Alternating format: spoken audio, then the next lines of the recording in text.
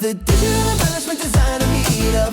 Matthew Redbear. Ooh. Right, welcome everybody. Wow. Welcome. Oh my goodness. Holy cow. Word's getting out. Apparently, this is Oh, nuts. yeah, this is bananas. You guys are all showing up. I love it. Sabine's actually late to the show. Oh wait, she literally just joined. Yeah. All right. How's everybody doing today? Happy New Year for those who I haven't seen yet. Wishing you guys just the best, all the good things for 2026. You believe it's 26. No, I know, I know. Sabine, how are you? You're I'm good. How are you? Okay. I'm good. I'm good. I'm good. I'm good. All right, guys. So listen, it's 11 o'clock. Welcome to the Digital Embellishment. Go ahead. Sabine, were you saying something? No, I think somebody had a side conversation. Yeah. Okay. Well, a big welcome to all of you to this, I guess, episode or this this little meetup of digital embellishment designers. I am very, very thankful for all of you for being here, and big thank you to our sponsors. So big thank you goes out to MGI for sponsoring this, as well as Paper Specs with Sabine. And the Digital Embellishment Alliance with the FSCA. So that being said, guys, we have a really great little conversation to go today. I know Matt's prepared some great content for us to review. And the conversation is what's on top of everybody's mind is the use of AI in designing for digital embellishment. So we've gotten a lot of feedback on this topic. A lot of people are kind of experimenting themselves. Matt, buddy, why don't you take it away, my friend? Okay, well, thank you everybody for joining. It's good to see all these familiar faces and some new ones as well. During the session, I'm just going to try, I've got 45 slides to go through, so I'm going to try to be really proficient and move through it as quickly as I can, but I definitely encourage audience participation, so questions are welcome, and we'll try to do a Q&A session at the end. I'm going to try to keep it to 40 minutes, and then we can have an open Q&A at the end. So if you have a piece of paper, something to write on, take notes in your phone, whatever. Or you know what? Drop it in the chat, and Yeah. I'll help bridge it with you. Yeah, you can do that as well. But you can also save your questions till the end, and then we can go through them. And I don't know. I guess we'll just get off the runway here. I'm going to share my screen and follow through on Kevin's really weird little idea on what, this whole winter skiing thing. I don't really. I don't know. I couldn't come up with a good theme for January, and I go, "What do people do in the winter?" I was like, "Oh, I was just watching Hot Tub Time Machine, which I love that movie." Oh, I love that movie. And it got me thinking like what the '80s were like. So, anyways, I thought it would go a little retro with the. Yeah. So first of all, I would never wear a jacket like that. I was about to say pink is not your color, but already covered. I had a partner once, and she just claimed all the time that pink was my color. She'd buy me everything pink. If she saw a pink pen, a pink keychain, pink anything, she'd buy me pink, and she'd bring it to my office. She's like, "This is your favorite color," and I'm like, "No, no, no, it's not."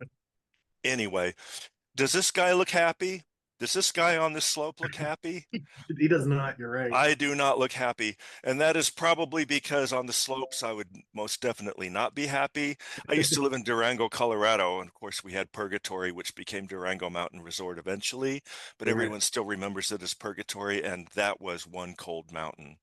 I was counting the minutes every time I was up there to get to the lodge to get a hot chocolate or something, because man, the wind up there, it just cuts right through you. So skiing is not my thing. So this guy does not look happy for a reason. Thank you, Kevin. But we fixed him up a little bit, and we made him a little happier for this session because we can at least fake it till we make it, right? Right. Okay. Well, today I wanted to discuss AI assisted design for print embellishment. And that's almost like the two things in some people's heads probably just don't even fit together. Like I don't know, I've been eating mint filled Oreos, the mint flavored Oreos. Does anyone here like those things? Because some people think that chocolate and mint just don't go together, but I happen to love it. So one of those weird things that Your cilantro. screen, Matt, your screen is cut off. Somebody commented on this just now. So I think if you go full screen. Oh, I might have to back out because it's Okay, never showing. mind then. We imagine we're AIing the bottom part of your screen in our mind. So it's Uh, just the bottom part is cut off. Interesting. I wonder why Mm. that is. Let me back out and cancel this screen share, and I'll just have to do a full screen share, and maybe that will be better. Let's give that a try. Thanks for pointing that out. While you're doing that, a big hello to all our new people who are joining us for the first time. Welcome, welcome, welcome. Is that better, Sabine? I think they're saying they could see your Adobe tools and all that stuff. It's not like Oh, you're yeah. not viewing in full screen, is what they're saying. Yes. I can probably hide these. Um, Don't spend too much time on it. It was Don't worry just about it. Yeah. yeah. Is that better? Yeah. Okay. All right. Well, I just want to make sure that everyone's happy with this and that we can all see it. So if that's good with you, that's good with me. Yeah, let's go, buddy. Show us All what right. you do. All right. So again, do you like chocolate mint Oreos or not? I do. And so I like to marry the idea of AI with digital embellishment, or any design for that matter, because you get smarter masks, faster decisions, and I actually end up with more creative ideas, things that I hadn't thought about that get suggested to me. But there's other common sense proven techniques that we need to go over in this session as well, because we don't want to leave out the stuff that we know actually works. And so maybe you'll gain a little insight in that. Maybe it's just already something that you've been doing. And I would like to take the temperature of the room at some point, and find out if that is true. So what I'm finding out is that as designers, we're typically not short on creativity, but we got time constraints, and we have issues with predictability when we're designing for embellishments. And that leaves me to feel stuck or unsure. It makes me hesitate, and then I get frustrated. And then I lose my creative edge because I don't have that flow anymore. Or I get hung up on something and I can't make it work. I can't make it separate out or mask out the way that I want it to. And then I walk away from the whole project feeling a little bit stilted. So for me, it helps with my creativity, and it helps with my workflow. Um, Before we get going, but first, uh, I hope we all understand that embellishment design is not CMYK design. It's a different mindset. It's almost a technology that predates CMYK, or a four-color process, because it involves spot colors. And spot colors originate back to 1 and 2 color presses, possibly 3 color presses. Typically, there were T-heads, 1 and 2 color presses that had 2 different plates, and one would be for one specific color, and the other plate would be for another specific color, like Cool Gray 6 and PMS 185. So you would have that ink premixed to that color that goes on this plate, and this other ink premixed to this other color that goes on the other plate, and they register together. Same technology, same ideation happens with creating your masks for embellishment overlays, and to a large extent for any extended gamut print decoration, or fifth and sixth color stations. We'll go over a little bit of that as well. And I think some of the fears, to me, it's a friction point. It brings about these fears of using too much foil, not enough foil. We end up with assumptions in design that create bad registration. I see it every day. Customers send me that. I had a big issue yesterday. Bad registration assumptions. You think it's going to look good. You're spraying varnish on a sheet and putting foil on top of it, and it just doesn't work because the way that the file was set up, it almost needs to be the opposite of trapping. There needs to be more separation. So you have registration assumptions that end up with a finished piece of work. It doesn't impress. It doesn't have that finished look. It doesn't have a professional look. And in some cases, especially with this artwork, the customer and the professional designers for trading cards is what I was dealing with yesterday. Professional setup, professional design shop, still it just didn't work, and it just makes me question still to this day the state of the technology. I am trying to get this to go to my next screen. There we go. And everyone has this irrational fear that AI is going to replace you, Right. but it's not. It's never going to. It can't replace the human creativity. It can only enhance it. And if you really stop and think about it, AI is an amalgamation of everybody's creativity in one big pool that can be pulled from. So Right. if anything, it ends up being more of a collaboration without having to get 50 people together to create the collaboration. So it's just reducing that friction. It's reducing your hesitation to move forward in your project. Matt, did you feel that you were going to get people are going to come in guns blazing and against you on this subject today? Always. And you know, we've had sessions before on this topic. Was it like 2 years ago that we had people on the session that were adamantly against AI? Yeah. It's like, I will never use AI. It's going to replace me. But let's just put this question out there to anybody who wants to participate. What part of embellishment design slows you down the most? What are your bottlenecks? Ryan, let's hear from you. Oh, you're on mute, buddy. On mute? Oh, never mind. You just need Oh, to okay. speak. There you go. That's a really good question. I think for me, it all depends on the piece, right? Well, I'm going to mute him. All right, go ahead. For me, I think it all depends on the piece, right? It's like, well, what are we doing? What are we trying to do with the embellishment? I think is the first question. Are we trying to use it to draw the eyes? Are we trying to invite touch? Are we trying to highlight a specific element, right? Or are we trying to highlight everything that isn't the element so that your eyes naturally go to said element?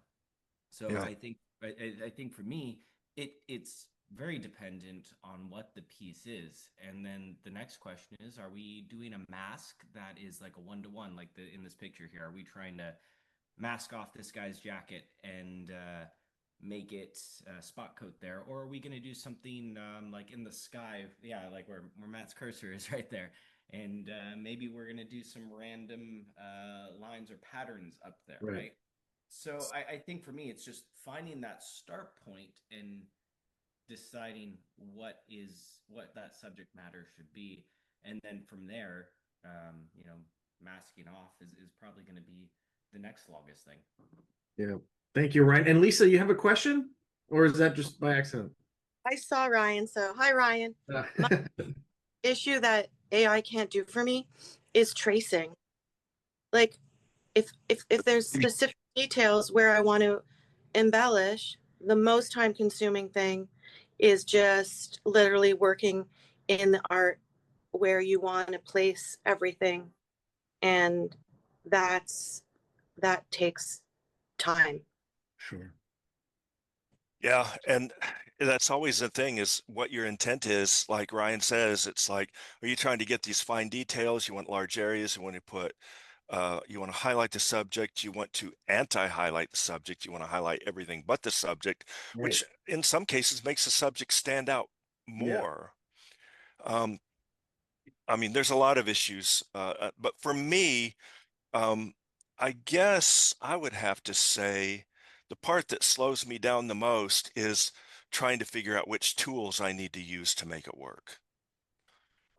Because there's so many different tools out there now and all these different AI-based segmentation tools that it's like, which one is going to work? Which one is going to give me the results that I want? Which one is going to be able to separate this fluffy head of hair from this mountain background, that type of thing? Or do I have to go old school into Illustrator and literally use a brush or a pen and draw it in and then apply my swatches at that point. But the whole idea is that if you can get more proficient in knowing which direction where to go and which tool to use, then, you know, what if you could explore 10 options in the time that it used to take one, you know, to make just one?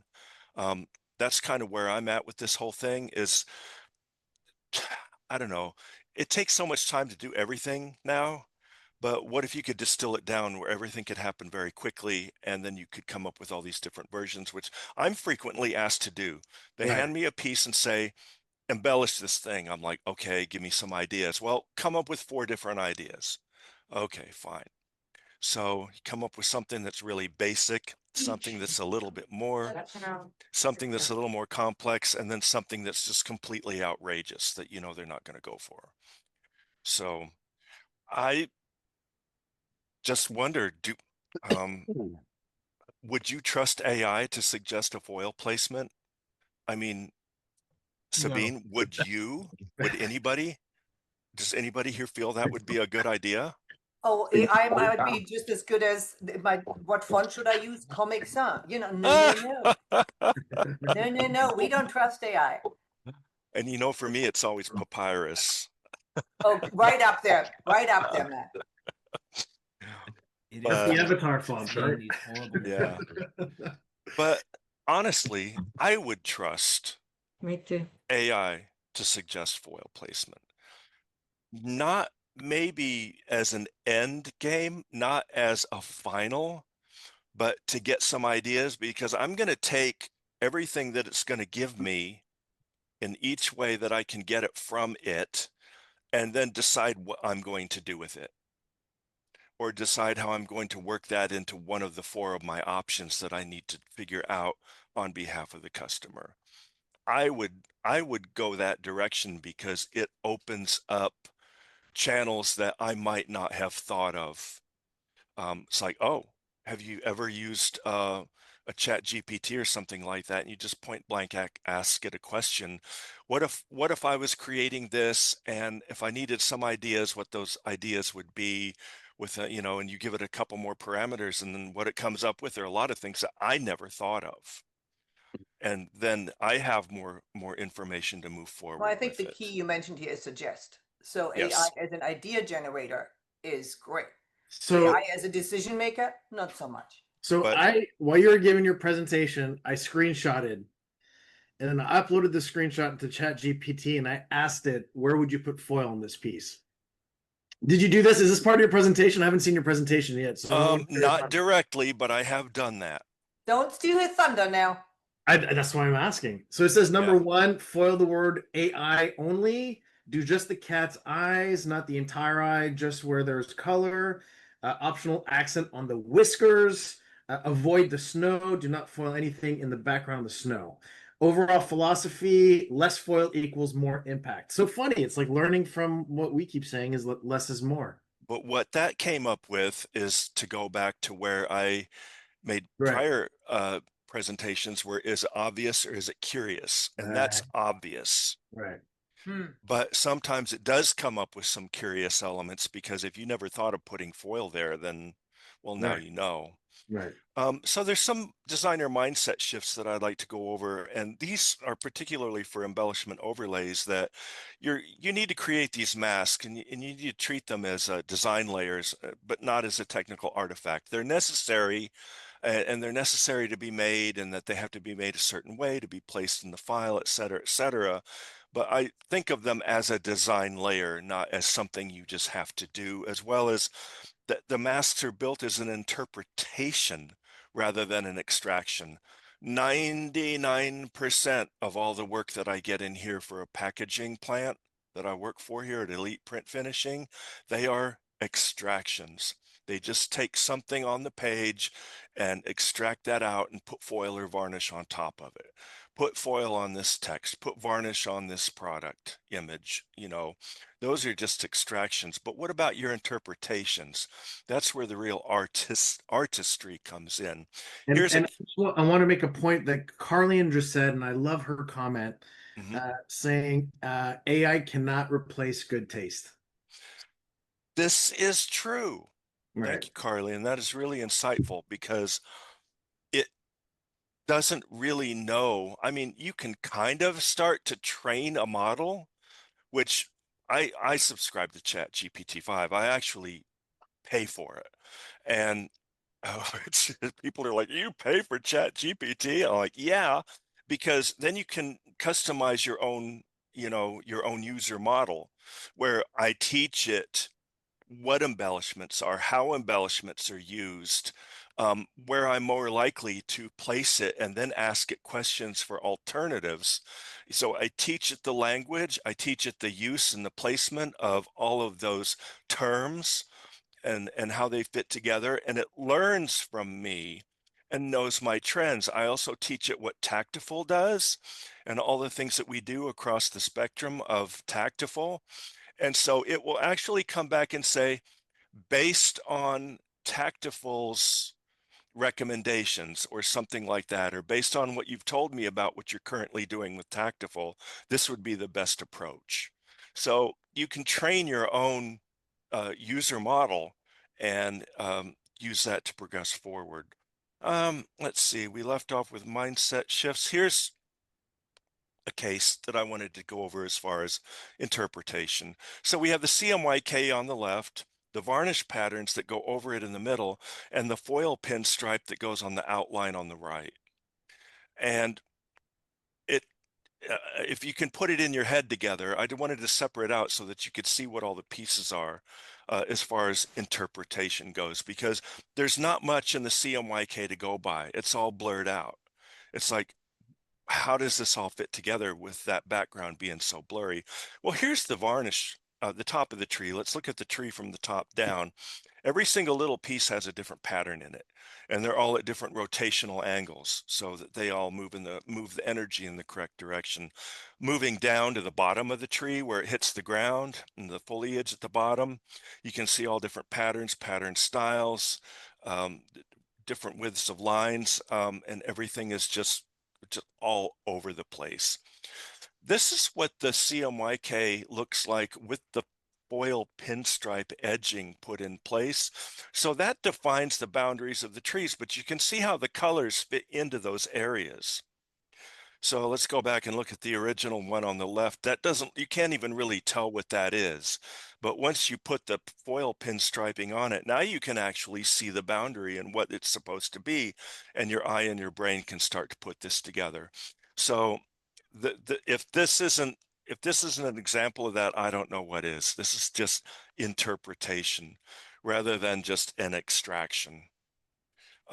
Here's designer mind shifts for designer mindset shifts for 5th and 6th color stations. Wait, just really quick, Matt, on that last one, can you confirm that was Chat GPT 5.2 or 5.1? Yes.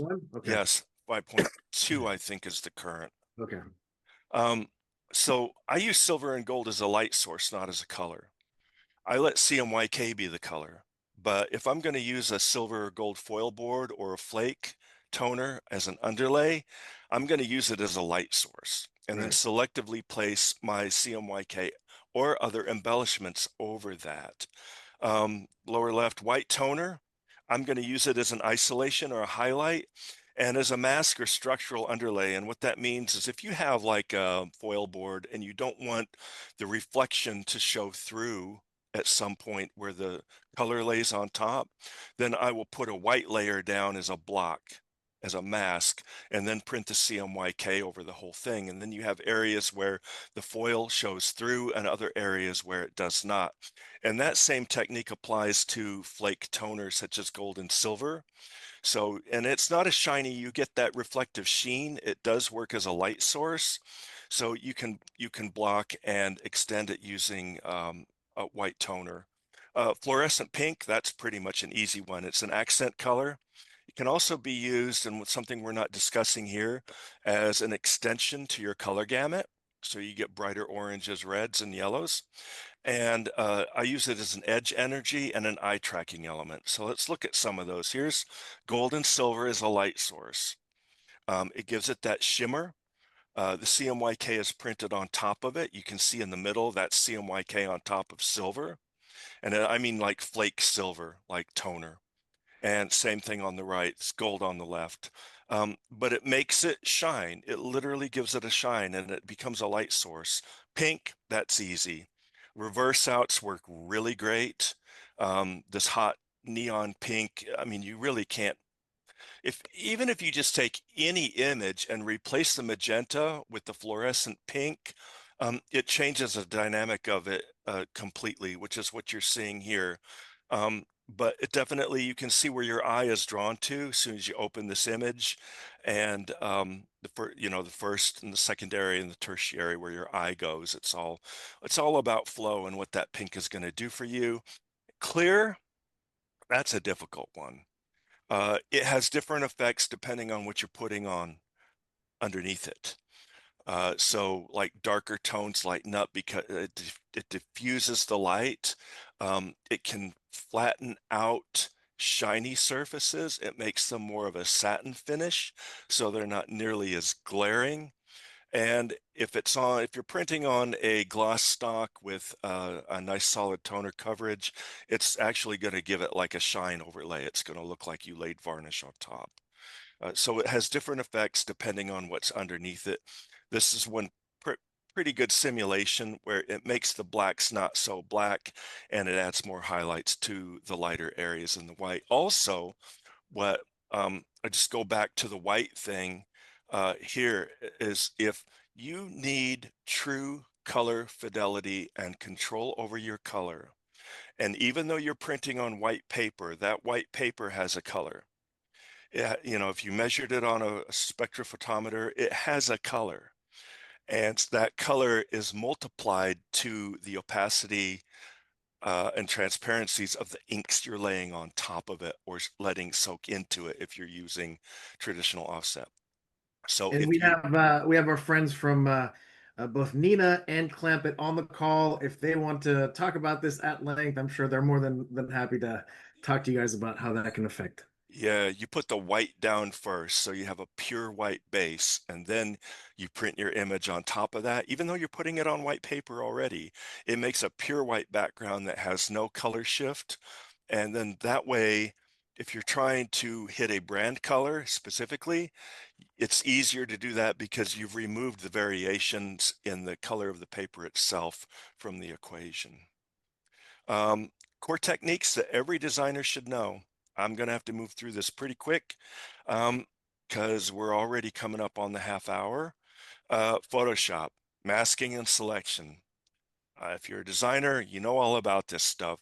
You've got your quick select tool, you've got color range selection, channels-based masks, that's still gold for precision, refining the edge, select and mask, and classic filters such as photocopy and stamp. Yeah, that was the big hack back when I was starting off in digital embellishment, was that photocopy and stamp filters would just instantly create a mask for you. I use it every week. Still Every week. Now I need to take that mask and still refine it or invert it and do what I need to do to it, but it creates those edges like you just can't get anywhere else. Regarding Photoshop, there's Photoshop and Photoshop Beta, and they're two different products. They're two different apps. How many people here are using Photoshop Beta? Anyone? Have a show of hands? And Sarah. Yeah. And KPC Prep. I don't. Who are you guys with? I'm kind of curious. That's Oh, our Kennecal. chemical printing. Oh, My chemical. apologies, Ben. Yeah. All right, sorry. That's our buddies at Kennecal. Anyway, and you have the 3DL, so you've got a lot going on over there. I use a beta almost exclusively because of the AI tools that keep showing up in that. And in the regular Photoshop, they'll add additional things in neural, but if they're not stable, they'll remove them. If they're not stable, they will leave them in beta. Because I guess they're going to try to expand them. So, if I'm retouching a photo, I'll use the regular Photoshop because I want it to be really stable and solid. I want it to be consistent, but 99% of the time I'm using the beta version for my masking and using those additional AI tools like quick selection and whatever, because it's more on the edge of experimental and forward thinking. I think it actually works better. So out of all the Photoshop and all the people here that use Photoshop, let's just pick some people. What's one masking technique that you already use and trust? Anyone? Can't go wrong with the pen tool. This is true. It's very defined, very solid. Anyone else? I also like the pen tool, the brush. I I find I have to do too much work when it's an auto selection. Yeah, I do too. And I don't know if it's because of the work, the type of stuff that I work on, but and maybe I've never mastered the threshold on that, but I'm old school and I'm just going to use I the did pen tool. I did use So, your stamp and photocopy for the first time um, off of your tutorial, yeah. and that worked really well for what I needed to do. So Isn't it cool? Because you can take an entire scene and put a varnish texture on top of it. And in fact, that technique is also used for other processes like what the Swiss Q print does. And you could do it with the, some of the embellishment presses as well, where you create that image map that goes under the photo and then you print the CMYK on top of it. Interesting. yeah, Yeah. I had to lift texture from a mass area, Hmm. and magic. It was. Yeah. Yeah. Let's see if I can remember the uh, photocop. The photocopy puts the lines on the inside, or I think it's the other way around. The photocopy puts the lines on the outside of the detected edges, and then the stamp does the reverse, puts them on the inside. So I don't know. I can't quite remember, but I think that's the way it works. Let's dive into AI assisted mask creation, and this is what works today. There's a bunch of stuff, and this is just a tiny little list because a lot of this data is open source. So, like if you went into Meta SAM 2, you could do the demo, and we'll see that in a minute, or you can download the code.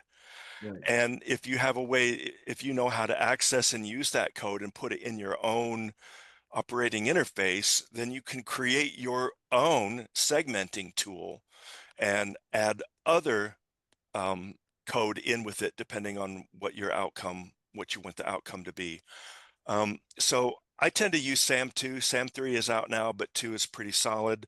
There's a bunch of other ones. Some combine, and some vendors will take several of these and combine them all together so that you have switches to be able to decide how you want it to interact with your image. But just for the sake of getting through a presentation today, let's talk about SAM 2.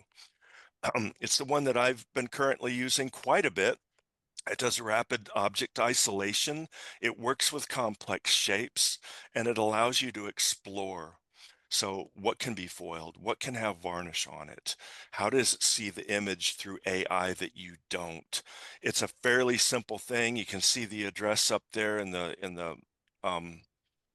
there at the top left, and then you click try the demo. You go to create image cutouts. Now notice you can also do video cutouts. If anybody is a video editor out there, you can also create 3D scenes, 3D bodies or figures, and you can isolate sounds. So if you have a voiceover and someone was talking in the background, or there was machinery running in the background, and you want to get that out of there, then you can isolate the vocal segment in that audio track. I use that as well. So you go in, you do the demo, you upload your photo that you want to work with, or video if you're doing a video mask, and you enter a query. What are you looking for? But if you just click in that box where it says describe the object, it'll pull out what it sees. It's seeing a sky and it's seeing a jet. Now I wanted clouds, so I actually entered clouds, and then it separates out all the clouds. You can see each one's a different color. So you got object 1, object 2, object 3, object 4. So it'll separate them all into different colors, but I wasn't interested in the clouds. I was interested in the jet. So here I chose the jet, and that's great. We have a jet. Now what? How do I make this into a mask? This app does not have a way to do that, but you do have a way to do that. Now in the near future, and I'm going to go over this in a few minutes, develop. Tactful is creating creator. Tactful is creating creator. And it's going to have an API involved with this type of technology that will actually make these masks for you. But for now, we need to be able to do it manually. So you continue to effects in the lower left corner. You want to add an effect. So you add a color fill. When you add a color fill, it's going to default to a shade or a transparency of green screen. You can choose any color you want, but you don't want a transparency of green screen. You want a solid. So what you do is you click where it says color fill. It's got the little levers. You click on those options, and then you slide this color fill lever all the way to the right to go to 100%. You want to make sure that you choose a color that's distinct. In this case, green screen is always a good idea because this color is so far out of gamut. If anybody knows how green screen works, it's so far out of gamut in the RGB color space that it doesn't really exist in a normal space. So it doesn't matter what you take a photo of, where you go, what you see, that color green doesn't really, it just can't exist there. It's so far to the upper right-hand corner in the gamut scale. That it's technically not reproducible. So that's a good color to choose. Then basically you right click on your image and you save your image as. Once you've saved your image as, it's always a ping image. You export it. Now you can do the work. You can put it into Photoshop to use your magic wand to highlight that spot, put your original image underneath it, and use that layer as a mask, and then you can delete it or turn it off later. But you can, it's that green is, that green spot is going to be very easily identifiable and segmentable when you put that into your document. And how clean have you found those edges to be when you're using that? They can be very clean, and they work really, Kevin, they work really well with like hair, fuzzy hair, small strands of hair. So rather than go through all the bells and whistles and hoops in Photoshop, you can do it there, but it's very tedious still. It's easier than it used to be. Excuse me. But I don't know. To me, this is just a cool way to do it. It's cool. It's new. It makes me feel like I'm doing something that I haven't been doing for eons. And I don't know, it just seems to work. So you're skipping the manual tracing. You're not having to spend all your time on this design thinking. It's really good for ideation, but you have to go through these extra steps for final output.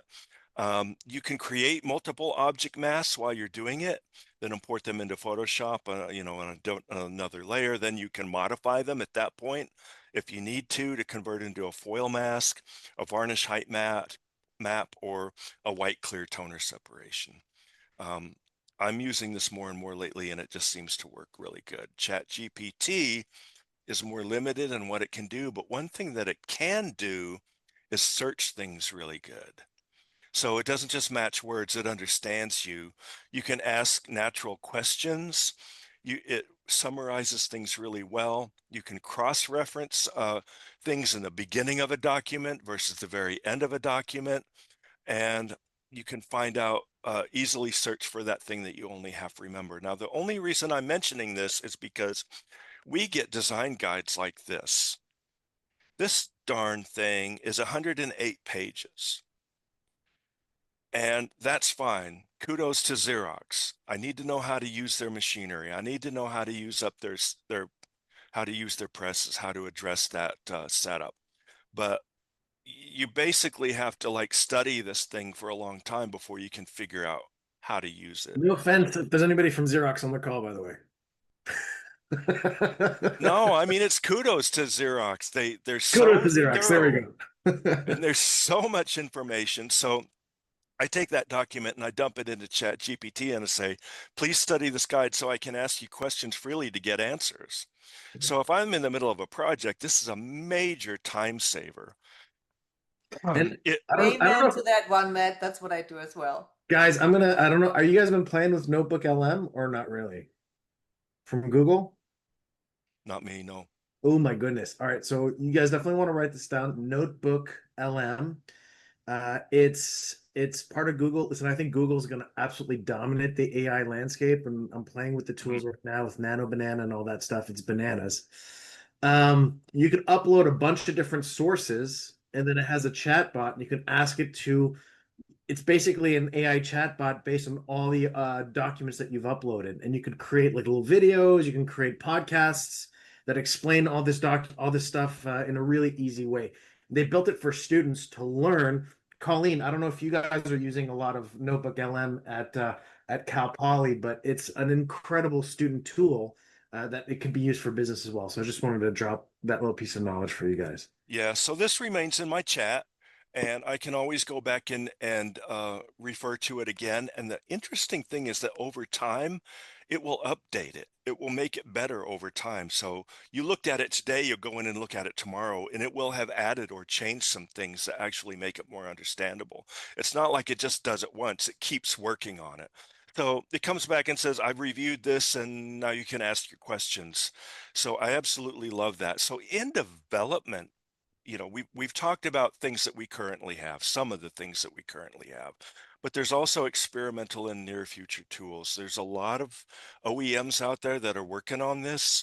Don't need to mention them all. I'm pretty much up against a time constraint here. But what if the software asked you how you wanted it to feel? Oh, What that's are, nice. I like that. yeah, and uh, I think I would be like, wow, yeah, okay. And what if the software asked you how you, uh, what are the suggested effects? I think that would be a really good starting point because it's like having a virtual conversation with someone else. And to me, that's valuable because I really respond to collaboration. And even if it's AI, I'm getting that back and forth feedback like, well, I want it to look expensive and I want to apply foil and I want it to have this really intricate pattern. And if you could just start entering all that information along with press aware constraints. So you're going to send it to a Scodix Ultra SHD, or you're going to send it to um, an MGI 3DL or 3DS or Evo, or you're going to send it to a Harrison Bruno ZRX, you're going to send it to a Duplo, you're going to send Scandicore. I mean, there's all these different machines that do this, and they each have their own little limitations or extended benefits. So the gamut of what they can do can be wider or narrower in some areas and larger in others. So you've got minimum line thicknesses, you've got coverage thresholds, you've got substrate sensitivities, you've got all kinds of things involved with all these different machines. Different machines have different uh, resolution on the print head. Some print at a higher resolution than others. So you're able to get different effects. On the ZRX, you've got the precoder. Ryan would love to tell you all about it. And that way it holds the varnish overlays in different ways that the other machines cannot. So you're going to be able to say, I'm going to make it for this machine, and then it will be able to move forward with that as well. And you've got conceptual capabilities. It can suggest, you can say, well, I want it to look luxury or bold or minimal or highly tactile. And of course, it's all about the touch factor. So is that something you want to include in that? Do you want it to look large, small, whatever? You'll be able to use these descriptive words and be able to guide the AI in the direction that you want it to go. So basically, it's not going to replace you. It's just going to amplify you. And it's going to make mask making less of a bottleneck and more of just a creative lever that you can pull in order to get the results that you want. And this is my favorite. And I actually just thought of this as an afterthought, put it in just before I exported this PDF, is that the future of embellishment design is negotiation with AI. I'm going to negotiate with it on what's going to end up being the end product based on what its intention is. So things are going to happen faster and safer and in a more collaborative way by the time it's all said and done.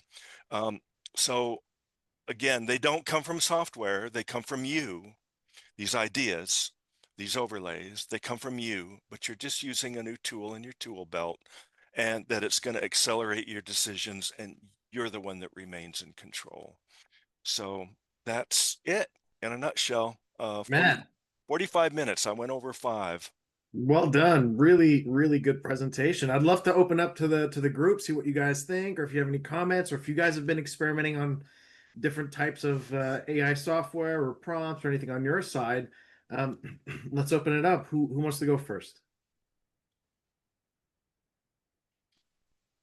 I have a question for you specific to a particular product. Have you ever heard of X Design? I have not. No. What is that? It's a new AI tool that is supposed to have a toolbox full of options for designing. I haven't looked into it yet myself. Al threw this name at me because he couldn't be here. Oh, that's SolidWorks. Okay. Is that what you're talking about? The SolidWorks X Design, the one to create like CAD, 3D CAD? I think it's something, like SolidWorks has something of the same name, but this seems to be something a little bit different. Okay. Well, we can all research that one in the future. Yeah, I'm going to make a note of that. What AI tools are you using right now to accomplish the things that we just went over? The specific masking tools. Anything that's built into Photoshop or Photoshop Beta. So a lot of those new quick selection tools, select subject or remove background, those are definitely AI based. And so have you tried using the quick selection tool in Beta? It really works cool because you just basically use a brush and just draw in or draw around your subject, and it automatically chooses it. And 99.9% of the time, it's exactly what I wanted. It's not as good for really complex masks, such as frizzy hair or flyaway hair. You still need to either to use old school techniques or to use the SAM2 tools like we just went over. And of course, I've been using SAM2 pretty religiously. So, and Chat GPT, I use as an assist to ask questions. And I know that you guys at Kinnecow have also, particularly Al, he's asking AI, such as Chat GPT or whatever LLM he's using, where would you embellish on this page? But honestly, you need to train your personal login model a little bit before you move in that direction.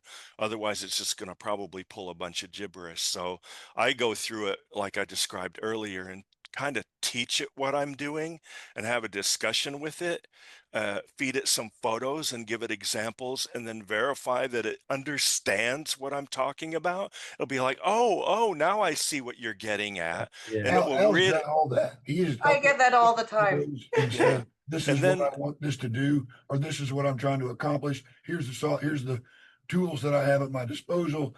And it honestly, the results that I've seen are similar to what you started this whole thing with. Is it gives you a lot of information.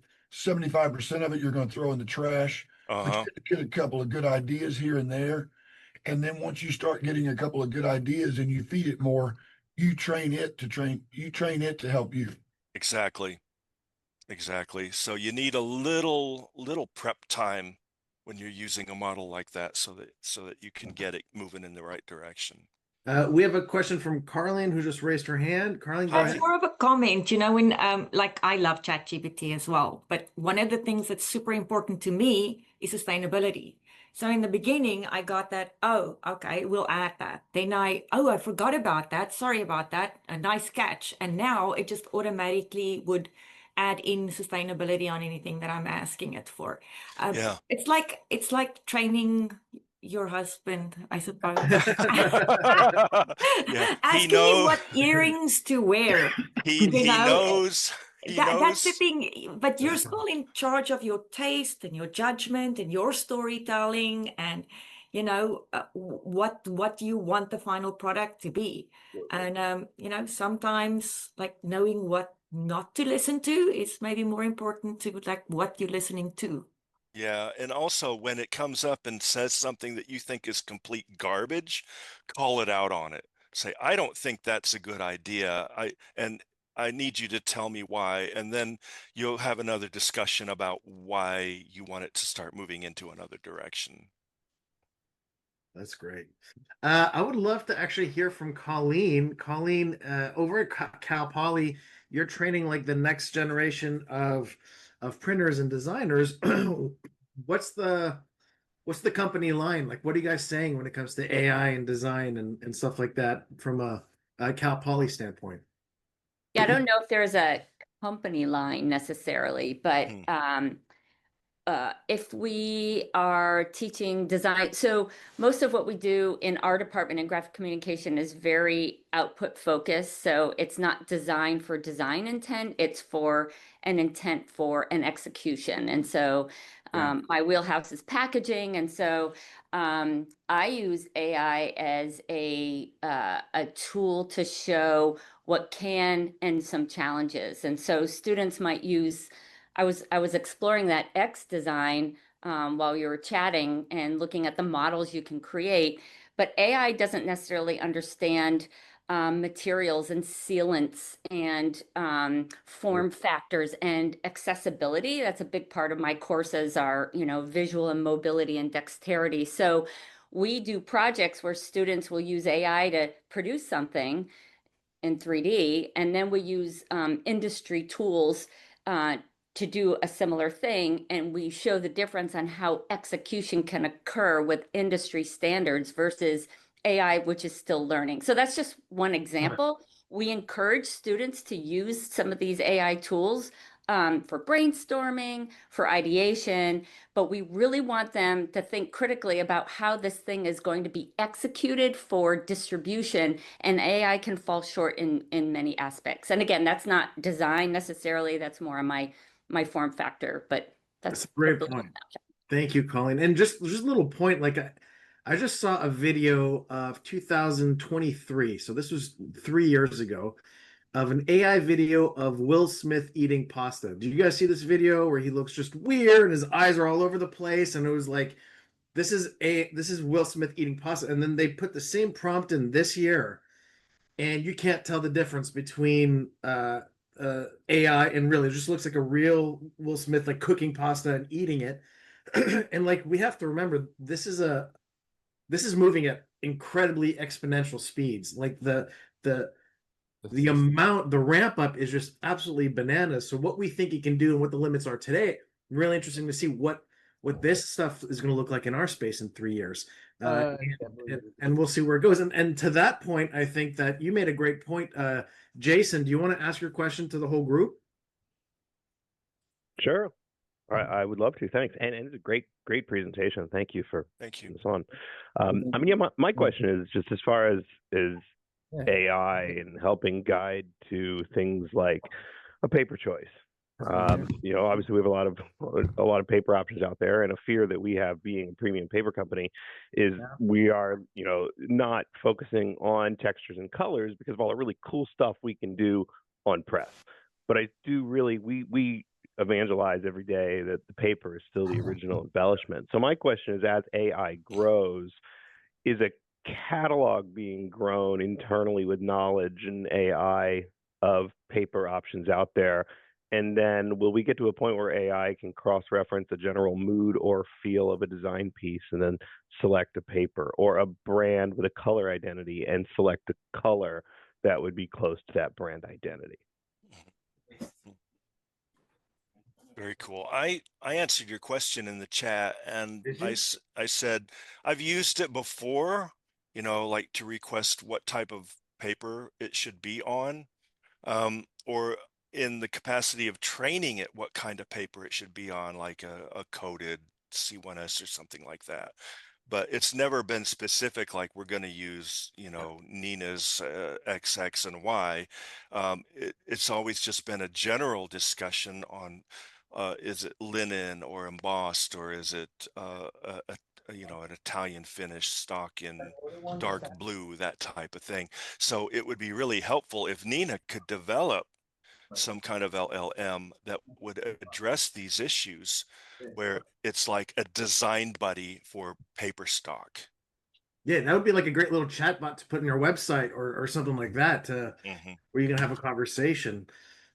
Yeah, well, that's exactly where the question spawned from. It sounds like I have my homework cut out for me. So Carlene has a point too. She comes from the paper Yeah, world. I'm burning. So it depends on so many variables. So there are some techniques that don't perform well on uncoated paper, or on coated paper, it doesn't look as good and it might not be what you're wanting. Also, you know what your presses and what your equipment performs well on.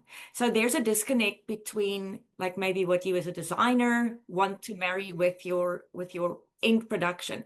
And that's where paper specifications or having a good relationship with your paper merchant or having a knowledgeable person on both sides of that, so you don't need an interpreter, comes into play. What I would suggest, what I've started doing when I ask it questions, I pick paper. I pick and I put in the thickness of it, the weight, the finish, if it's gloss or matte coated, if it's raw, if it's environmentally friendly, whatever it is that I want the spec on that piece of paper for AI to learn. And then I'll say, these are the papers that I'm choosing. This is what I want to achieve. This is my design idea. And this is the brief from the customer. What would you suggest would be the best choices rated from 1 to 5? And then it gives me a pretty good answer. But I mean, I still, like Matt, I go back and say, no, that's rubbish. You have no idea what you're talking about there. And it listens and it's starting to learn. So I think the more that people interact with it, the more knowledge AI will start giving back to you. But Yeah, you need to feed it. there's also the issue with real world scale too. So let's say I'm doing a job and it's packaging and it qualifies for a mill order. There's enough paper that they need to do a mill order. Sure, then you can specify the exact paper, and maybe it's been used before. The printer sanctions it, or the printer agrees that it will work well on their machinery or setup, and so go ahead and order the paper. Maybe get some samples, verify it, and then go ahead and place your mill order. But if you're doing a low volume job, I'm going to give them, like you said, 5 different papers that are going to be good for this type of a print job, and hopefully they're going to have something in stock or readily available that could be shipped to them in low quantity that can be used. So the one that you really want isn't usually not going to be the one that you end up getting because of where it's positioned in the market, your quantity, the availability, shipping, etc. There's a lot of things in play here. Thank you for. I just want one last thing here, because I mean, I think what you both talked about, and thank you, Carly, and I wish everyone was like you and talking paper first. But I think there is definitely a preconceived notion that there's a big what if with technology. Will an uncoated work? Will it work with not only my embellishment, but will it work with my digital printer? And so a little commercial here, a little plug. Sorry, Kevin. We're working really hard to try to create that technical information. So Matt, to your point, you don't have to pick 5. You can go and target, and we've created books now where it will show you by technology. And most of the OEMs on this call and others are working really well with us to pre-test things, so you can go and identify that, hey, this is going to work. You can run TechWeave on your Scodex after putting it through your HP or your Canon, and we've done it, we've tested it, and we've trialed it. So I mean, our message is, embellish away, but think about paper first, and then check to see if it's going to function properly, and we'll tell you that in advance. Yeah. So develop your chatbot LLM database so that we can go in and ask those questions. Hell yeah, I'm on it. Awesome. Jason had a valid point. You said technically, what is technically possible? And this is back to a point Matt makes over and over again. It's like, even though somebody has the equipment, that doesn't mean they can run it. Not everybody goes out of their way the way Matt does to try things and thrive on things.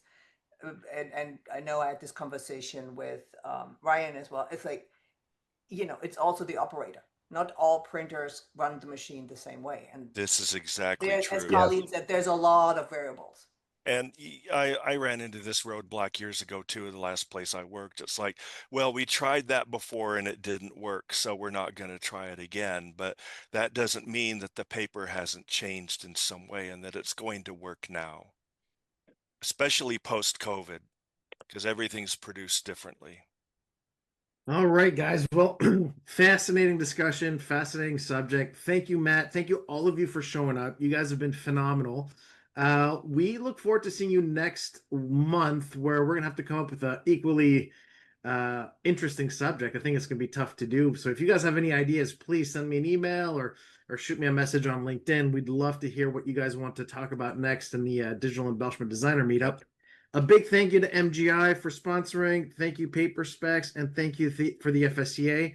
And of course, thank you, Mr. Matt Redbear, for a phenomenal discussion. We really enjoyed having you guys around the campfire here this morning. Yeah. Thanks, Great everyone. presentation, Matt. See you guys. Bye. See everybody. ya.